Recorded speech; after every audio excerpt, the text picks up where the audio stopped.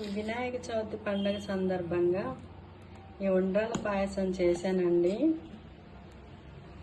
బెల్లం వేసి ఇది పెసరపప్పుతో చేసిందనమాట. చూడండి ఎంత బాగుందో. ఈ ఉండ్రాలు అనేది వినాయకుడికి చాలా ఇష్టం అన్నమాట.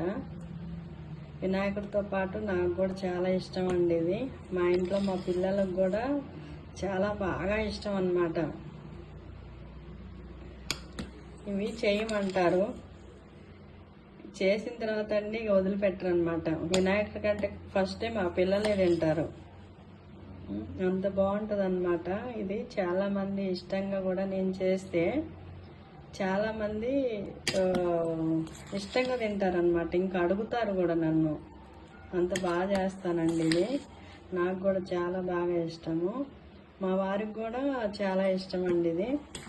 కంపల్సరీ నేను ప్రతి వినాయక చవితి పండుగ రోజు నేను ఇదే చేస్తానండి. ఈ ఉండ్రాళ్ళ స్వీటే చేస్తాను, ఇంకా నేనేం చేయనండి.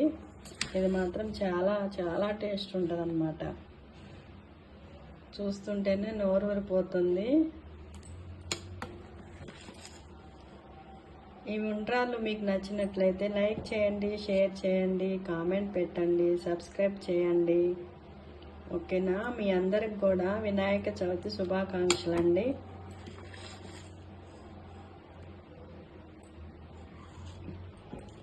ఓకే, బాయ్ అండి.